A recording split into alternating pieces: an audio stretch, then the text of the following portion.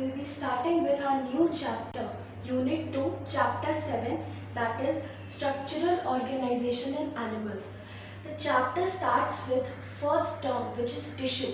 What is tissue? Tissue हम किसको बोलते हैं? आपने पहले पढ़ा है हमारा बॉडी का basic structural and functional unit cell होता है ना? What is a cell? It is the basic structural and functional unit of our body.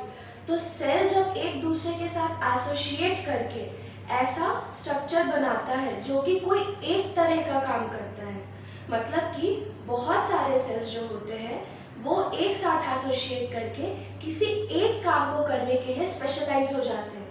उसी ग्रुप ऑफ सेल्स को हम कहते हैं टिश्यूज. ठीक है, तो tissues are a group of cells associated with each other to perform a definite function. ठीक है, तो this chapter starts with different types of tissues. हमारे बॉडी में या किसी भी एनिमल में अलग अलग तरह के कितने टिश्यूज होते हैं हम इसको पढ़ेंगे. ठीक है, तो 4 तरह के टिश्यूज होते हैं एनिमल्स में या ह्यूमंस में, हम जो भी बोल रहे हैं. Epithelial, connective, muscular and nervous. Epithelial tissue आपका कहीं का भी लाइनिंग के काम आता है. याद रखिएगा, कोई भी बॉडी कैविटी अगर आपकी लाइन हो रही है तो वो आपका एपिथेलियल टिश्यू होता है. नेक्स्ट है कनेक्टिव टिश्यू. नाम ही से पता चल रहा है, बायोलॉजी में आप ध्यान रखिएगा बहुत सारा टर्म्स होता है, बच्चे बड़े बड़े नाम को देखकर कंफ्यूज होते हैं. तो नाम को देख के कंफ्यूज नहीं होना है, आप उस नाम को तोड़ के उसके वर्ड्स का मतलब समझने का कोशिश करिएगा. तो कनेक्टिव टिश्यू नाम से ही बता रहे हैं क्या करेगा, डिफरेंट बॉडी पार्ट्स को कनेक्ट करेगा, है कि नहीं. मस्कुलर टिश्यू आप जानते हैं आपके बॉडीज में मसल होते हैं. मसल्स का क्या काम होता है? They are responsible for each and every movement of your body, है कि नहीं. तो मस्कुलर टिश्यू आपका काम करता है मूवमेंट का. लास्ट टाइप का टिश्यू जो हमारे बॉडी में मिलता है that is called as nervous tissue. तो नर्वस टिश्यू क्या होता है? नर्वस टिश्यू वो टिश्यू होता है जो हमें सोचने में मदद करता है, जैसे कि हमारा ब्रेन. उसके साथ हमारे बॉडी को बहुत सारे पार्ट्स को रेगुलेट करता है. वो जो भी कंट्रोलिंग टिश्यू आ गया वो कौन सा टिश्यू हो गया? वो आपका हो गया नर्वस टिश्यू. आज हम इस वीडियो में डिस्कस करेंगे एपिथेलियल टिश्यूज के बारे में. एपिथेलियल टिश्यूज फिर आपका 2 टाइप के होते हैं, simple and compound. Epithelial tissues के बारे में सबसे पहले हम थोड़ा जानते हैं कि एपिथेलियल टिश्यूज होते क्या है. एपिथेलियल टिश्यू आपका सिंपल सेल्स होते हैं जो कि बेसमेंट मेम्ब्रेन पे लाई करते हैं. बेसमेंट मतलब समझते हैं, कुछ नीचे में. मेम्ब्रेन मतलब याद रखिएगा बायोलॉजी में कवरिंग होता है, I am very sorry, layer होता है. ठीक है, तो बेसमेंट मेम्ब्रेन क्या हो गया? एक नीचे का लेयर हो गया. इस तरह से एक लेयर होता है, इस लेयर के ऊपर सेल्स आपके रहते हैं. ऐसे टिश्यूज को हम एपिथेलियल टिश्यूज कहते हैं. ठीक है, अब ये जो एपिथेलियल टिश्यू होता है ये 2 तरह का होता है, सिंपल एंड कंपाउंड.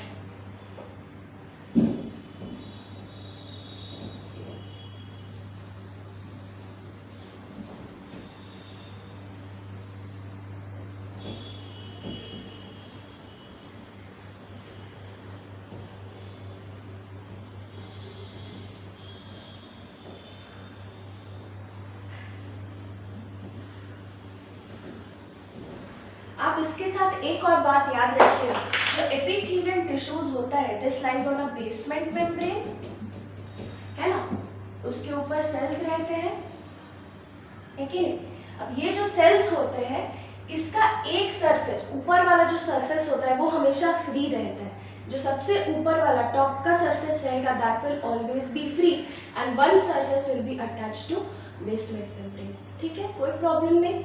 अब आते हैं हम टाइप्स ऑफ एपिथेलियल टिश्यूज पे. Simple and compound. नाम से ही पता चल रहा है सिंपल होगा. सिंपल कहने का क्या मतलब है कि जो बेसमेंट मेम्ब्रेन के ऊपर जो सेल्स होंगे वो एक ही लेयर में होंगे, जैसे कि ऐसे. ठीक है, फिर नेक्स्ट आता है कंपाउंड. कंपाउंड आपको भी नाम से ही पता चल रहा है कुछ इसमें एक्स्ट्रा चीज होगा, है कि नहीं. 2-3 चीज मिला होगा, तो मिला नहीं रहता है. ये जो आपके सेल्स रहते हैं these are of more than one layer. इस तरीके से ये आपका हो गया basement membrane and these are your cells. तो जब सेल एक सिंगुलर लेयर का बना हो इस तरीके से, जैसे कि हर सेल आपका बेसमेंट मेम्ब्रेन से अटैच्ड हो, इसको हम बोलते हैं सिंपल एपिथेलियम, है ना। और इस तरीके से जब आपका सेल का लेयर्स हो, 3-4 लेयर में सेल हो, है ना, कि सबसे नीचे वाला जो लेयर होगा वही सिर्फ बेसमेंट मेम्ब्रेन से अटैच्ड होगा, उसको हम कहेंगे कंपाउंड एपिथेलियम, ठीक है। फिर हम आते हैं टाइप्स ऑफ सिंपल एपिथेलियम में। तो सिंपल एपिथेलियम आपका 4 तरीके का बेसिकली होता है, और भी कुछ स्पेशलाइजेशंस होता है जो हम देखेंगे। Squamous, cuboidal, columnar and pseudostratified. हम आगे देखते हैं।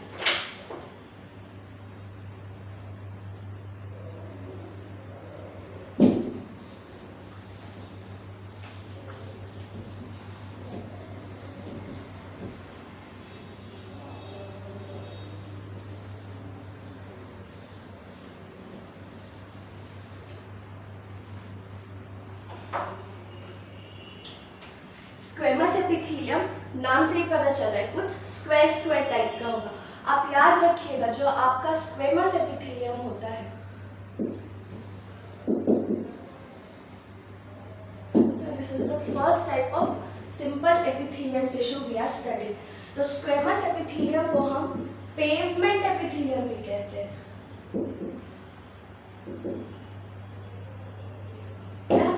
पेवमेंट एपिथेलियम क्या, पेवमेंट समझते हैं, जैसे कि कुछ टाइल्स लगा है और वो सरफेस आपका, उस सरफेस को हम पेवमेंट कहते हैं। तो ये जो स्क्वेमस एपिथेलियम भी जो होता है हमारे बॉडी में पेवमेंट का काम करता है। कैसे रहेगा, जैसे हमारे फ्लोर में ढेर सारे टाइल्स की तरह सेल्स लगे हुए हो, आप ऐसा मान लीजिए, है ना। जो आपका टाइल्स हो गया बराबर हमारा एक एक स्क्वेमस एपिथेलियम टिश्यू का सेल हो गया। इस पूरे पेवमेंट को हम मिलाकर क्या कहेंगे, स्क्वेमस एपिथेलियल टिश्यू कहेंगे, ठीक है। तो इसका कुछ फीचर्स होता है, आप देखिए टाइल्स अगर लगा है तो obviously that will be flat to the surface, surface sticked रहेगा। तो इसका फर्स्ट फीचर होता है that these are flattened cells, these are flattened cells, है ना, ऊपर से नीचे इस तरीके से फ्लैटेंड रहता है। नेक्स्ट आपका रहता है दे हैव इररेगुलर बाउंड्रीज,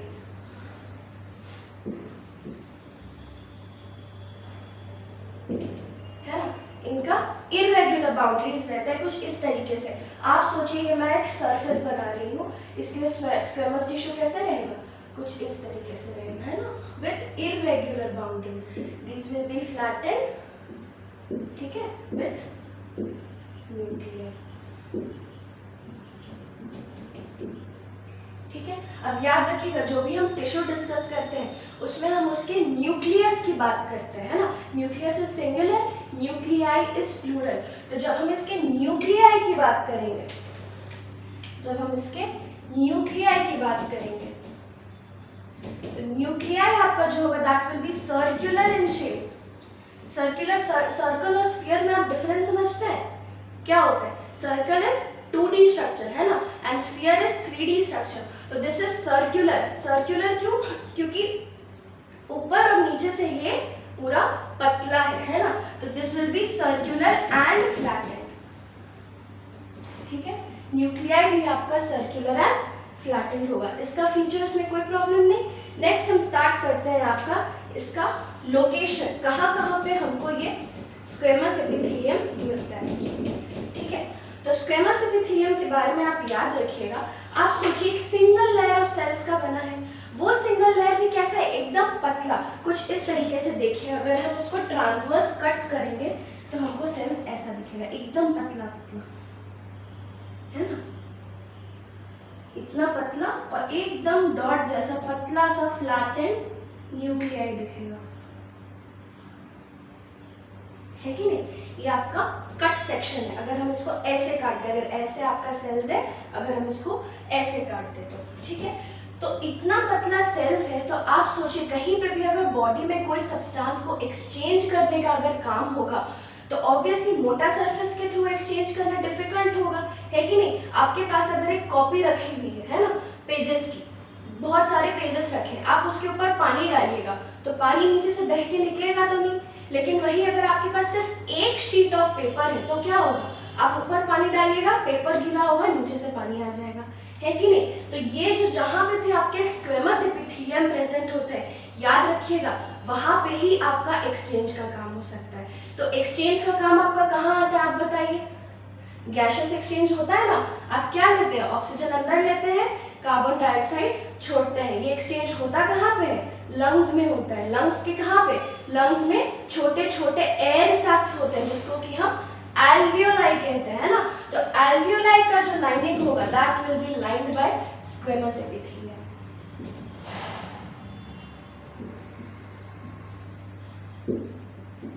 ठीक है, उसके बाद और एक्सचेंज कहाँ पे होता है, जो ये ऑक्सीजन आपके ब्लड में गया एल्वियोलाई से, ठीक है, आपके उस ऑक्सीजन को आपके टिश्यूज तक पहुंचाना है। टिश्यूज तक पहुंचाना है तो ब्लड से ऑक्सीजन को निकल के टिश्यू तक जाना होगा। अगेन वहां पे एक्सचेंज के लिए हमको क्या चाहिए, हमको चाहिए पतला पतला स्क्वेमस एपिथेलियम। तो कैपिलरीज क्या होता है, बहुत छोटा छोटा ब्लड वेसल्स होता है जिसका कि जो कि किससे लाइन होता है, स्क्वेमस एपिथेलियम से लाइन होता है, वहीं पे एक्सचेंज होता है। या फिर आप ये भी कह सकते हैं जितना भी ब्लड वेसल्स होता है सबका जो इनर मोस्ट लेयर होता है that is lined by squamous epithelium. तो आप क्या लिखिएगा, वॉल, इनर वॉल एक्चुअली है ना,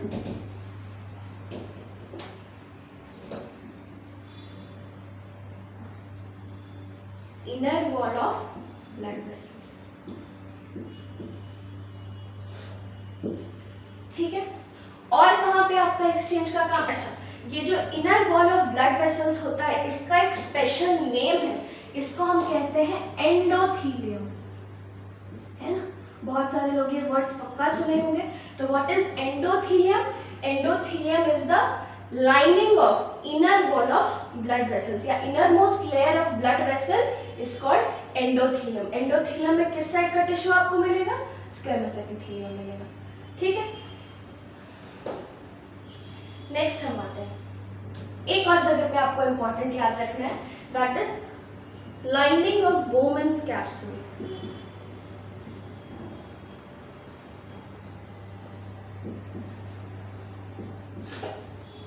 बोमेन्स कैप्सूल आप लोग अभी क्लास 10 पढ़ के लाइफ प्रोसेसेस पढ़ा ना, एक्सक्रीशन में याद है, वी स्टडीड अबाउट नेफ्रॉन्स, है ना। तो नेफ्रॉन्स में आपका नेफ्रॉन का स्ट्रक्चर कुछ ऐसा होता है, याद है,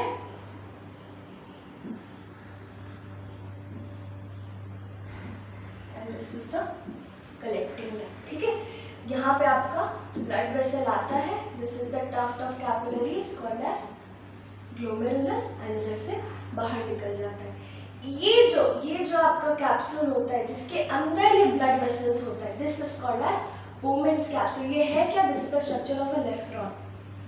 ठीक है, दिस इज आपका बोमेन्स कैप्सूल।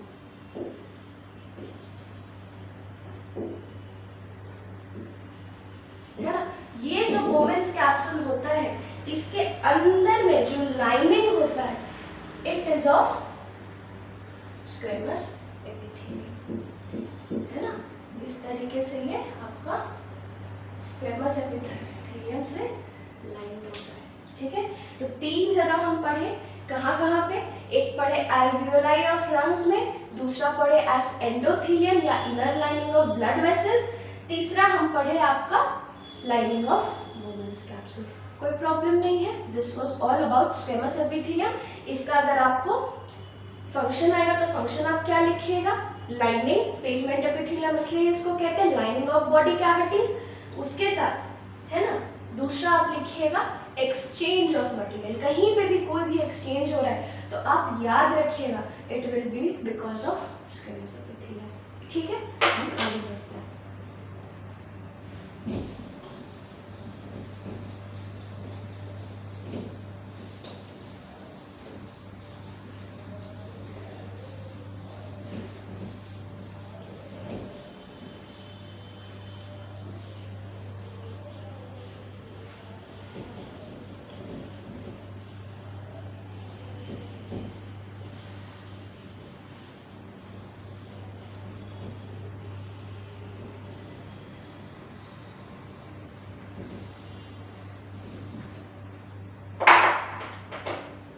नेक्स्ट हम we will start with cuboidal epithelium.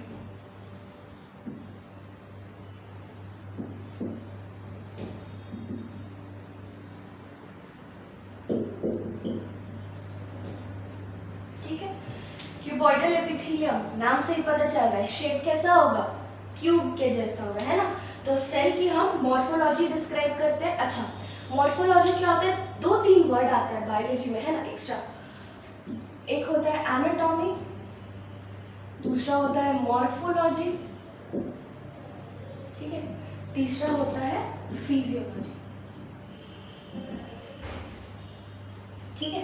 Morphology क्या होता है, ऊपर से आप मेरे को कैसे देख रहे हैं ना, मेरे पास 2 आँख है, 1 नाक है, 2 कान है ना, आई हैव 2 लिप्स, तो दिस इज माय मॉर्फोलॉजी। कोई भी ऑर्गेनिज्म, कोई भी लिविंग थिंग बाहर से कैसा दिखता है उसको हम उसकी मॉर्फोलॉजी कहते हैं ना। और एनाटॉमी, मेरे को काट के देखेंगे, मेरे अंदर क्या रहेगा, एक ब्रेन रहेगा, है कि नहीं, पेट है, ईसोफेगस है, लिवर है, तो मेरे को काट के मेरे अंदर कौन कौन सा स्ट्रक्चर मिलता है उसको हम किसी भी ऑर्गेनिज्म का क्या कहते हैं, एनाटॉमी कहते हैं, ठीक है। एंड फिजियोलॉजी, जो मेरे बॉडी में डिफरेंट फंक्शंस हो रहे हैं मेरे को जिंदा रखने के लिए, उस सारे फंक्शन के स्टडी को हम फिजियोलॉजी कहते हैं, ठीक है। तो हम मॉर्फोलॉजी ऑफ सेल्स डिस्क्राइब करते हैं, यहाँ पे जो सेल्स होंगे, है ना, क्यूबॉइडल एपिथेलियम के जो सेल्स होंगे वो कैसे होंगे, आप बताइए खुद से। सबसे पहला शेप कैसा होगा, क्यूब लाइक होगा, ठीक है।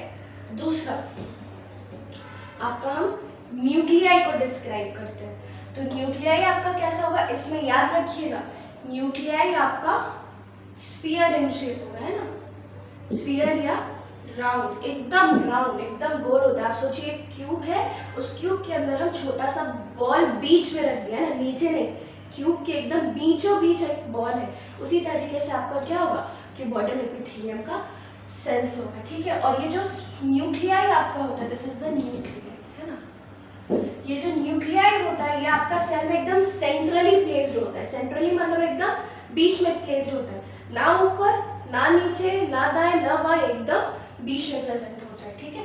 तो दिस इज आपका, हाँ, सेंट्रली प्लेस्ड, ठीक है, कोई प्रॉब्लम नहीं। नेक्स्ट फिर हम आते हैं आपका इसका लोकेशन, हमको कहाँ कहाँ पे मिलता है, ठीक है। आपको पता है यहाँ पे एक ग्लैंड होता है जिसको हम कहते हैं थायराइड, है ना। बहुत सारे आप लोग के बहुत सारे पेरेंट्स को मे बी हाइपोथायरॉयडिज्म का कंप्लेन होगा या डिजीज होगा, है ना। तो ये जो थायराइड ग्लैंड रहता है, इसमें जो सेल्स होते हैं उनको हम बोलते हैं, वो आपका क्यूबॉइडल एपिथेलियम में आता है ना। तो थायराइड फॉलिकल्स मतलब वो ग्लैंड के अंदर जो भी सेल्स मिल करके सिक्रीशन कर रहे हैं उनको हम मिला के फॉलिकल्स बोलते हैं ना।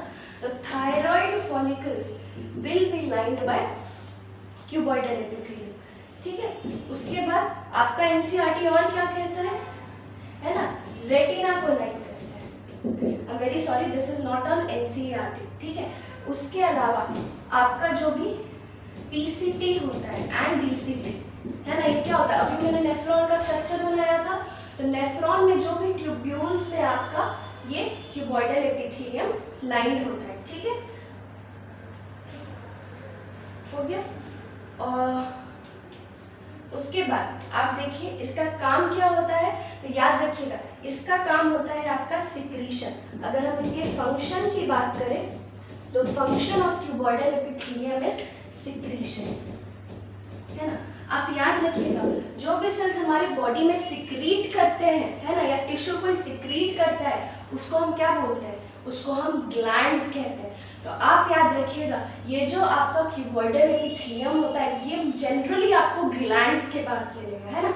ग्लैंड्स में 2 तरह के एपिथेलियम पाए जाते हैं जो कि बेसिकली आपका सिक्रीशन का काम करते हैं। एक क्यूबॉइडल जैसे कि अभी हम लोग पढ़े, और दूसरा होता है कॉल्यूमिनर। तो कॉल्यूमिनर और क्यूबॉइडल सेल्स ही जो होते हैं वो आपके बॉडी में सिक्रीशन का काम करते हैं। तो आप कोई भी ग्लैंड अगर आप देख लेंगे तो उसमें आपको या तो क्यूबॉइडल या तो कॉल्यूमिनर सेल्स ही मिलेगा, ठीक है, कोई दिक्कत नहीं।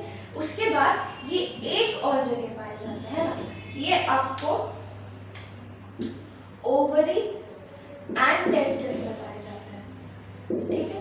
ओवरी एंड टेस्टिस में इसको हम जर्मिनल एपिथेलियम कहते हैं, हम इसको जर्मिनल एपिथेलियम कहते हैं। जर्मिनल क्यों कहते हैं? यहाँ पे ये आपका ओवा एंड स्पर्म को बनाते हैं। जर्म मतलब समझते हैं, जर्मिनेशन, सीड का जर्मिनेशन पढ़े आप लोग। जर्मिनेशन मतलब क्या? किसी चीज का बनना, किसी नए ऑर्गेनिज्म का बनना। तो यहाँ पे आपका जो एग या स्पर्म प्रोड्यूस होता है वो आगे जाके नए जनरेशन को गिव राइज करता है ना। इसीलिए जो वो क्यूबॉइडल सेल्स जो उनको बनाते हैं उनको हम क्या कहेंगे? यहाँ पे जर्मिनल एपिथेलियम कहेंगे। इसको याद रखिएगा, आपको एग्जाम में आ सकता है कि जर्मिनल एपिथेलियम कौन सा टाइप का एपिथेलियम होता है, तो आपका आंसर क्या होगा? क्यूबॉइडल एपिथेलियम होगा। ठीक है, फिर नेक्स्ट हम स्टार्ट करते हैं कॉलमनार एपिथेलियम से।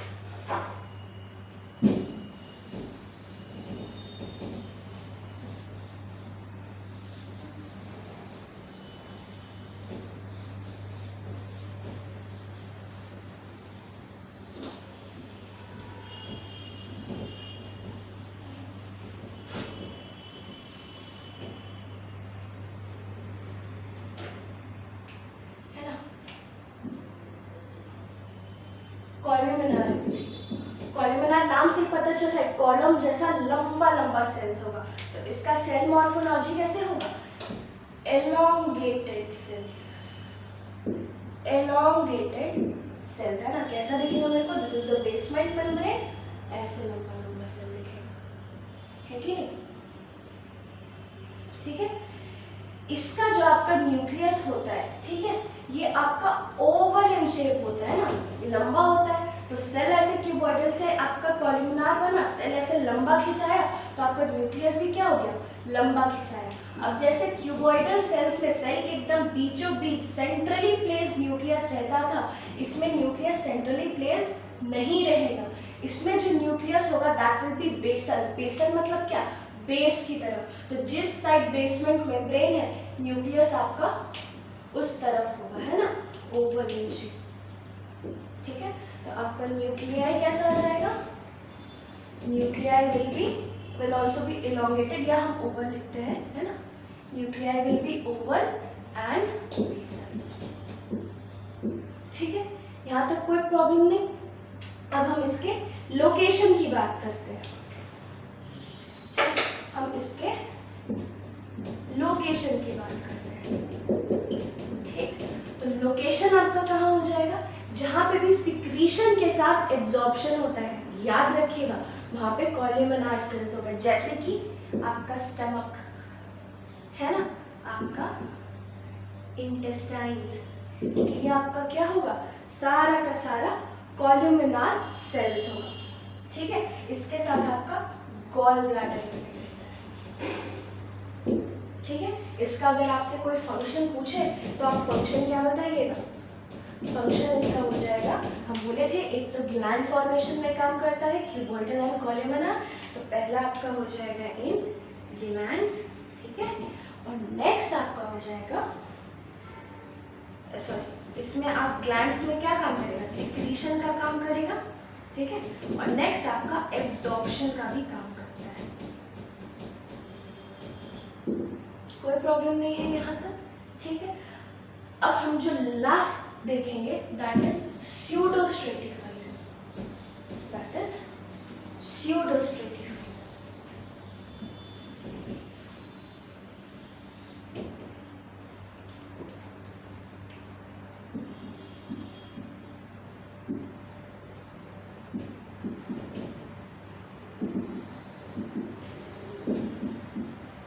स्ट्राटा समझते हैं? स्ट्रैटिफिकेशन, स्ट्राटा मतलब होता है लेयर्स, है ना।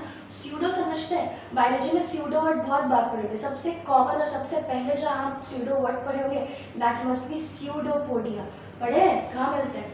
अमीबा में मिलता है। ठीक है, स्यूडो मतलब कहीं पे भी होता है फॉल्स। ठीक है, तो फॉल्स स्ट्रैटिफिकेशन मतलब क्या? इसमें एक्चुअली में लेयर्स नहीं होंगे, लेकिन अगर हम उनको देखेंगे तो हमको क्या लगेगा कि वो लेयर्स में। ऐसा क्यों होता है? चलिए देखते हैं, है ना। हम मान लेते हैं ये बेसमेंट मेम्ब्रेन है, ठीक, इसमें ढेर सारे कॉलमनार सेल्स है ना। अब हम मान लेते हैं एक आध दो ऐसे सेल्स हो गए, ठीक है, जिनको ऊपर बढ़ने का मौका नहीं मिला। ठीक है, इनके ऊपर ये सेल्स बढ़ गए, इस तरीके से। इनको बेचारे को जगह ही नहीं मिला बढ़ने का, तो क्या होगा, ये भी इस लेयर से अटैच्ड है ना, है इसी लेयर में, बस ये छोटा क्यों दिख रहा है मेरे को, या नीचे क्यों दिख रहा है, क्योंकि इसको ऊपर जाने का जगह नहीं मिला। इसके अगल बगल के सेल्स इसके ऊपर इसके ऐसे करके कवर कर लिए, फिर बेचारा ऊपर नहीं जा पाया, है ना। तो जब हम ऐसे टिश्यू को माइक्रोस्कोप में देखेंगे तो मेरे को क्या लगेगा, इसका न्यूक्लियस यहाँ दिखेगा, इसका न्यूक्लियस यहाँ दिखेगा, है कि नहीं, यहाँ दिखेगा, यहाँ दिखेगा। तो मेरे को क्या लगेगा, जो न्यूक्लियस है या जो सेल्स हैं वो डिफरेंट डिफरेंट लेयर्स में है कि नहीं, इसलिए हम इसको स्ट्रैटिफाइड कह सकते हैं। लेकिन स्ट्रैटिफाइड या कंपाउंड एपिथेलियम को याद रखिएगा, स्ट्रैटिफाइड एपिथेलियम भी कहते हैं। लेकिन ये एक्चुअली में स्ट्रैटिफाइड है क्या, ये एक्चुअली में स्ट्रैटिफाइड नहीं है। क्यों, क्योंकि यहाँ जो हर सेल है वो बेसमेंट मेम्ब्रेन से अटैच्ड है कि नहीं, बेसमेंट मेम्ब्रेन से अटैच्ड है और सिंगल लेयर में है। बस मेरे को लग क्या रहे कि वो आपका स्ट्रेटिफाइड है या अलग अलग लेयर्स में, इसलिए हम इसको क्या कहते हैं, स्यूडो स्ट्रेटिफाइड एपिथेलियम कहते हैं। इसका एग्जाम्पल सिलिएटेड नॉन सिलिएटेड का अलग होता है, वो हम नेक्स्ट वीडियो में डिस्कस करेंगे।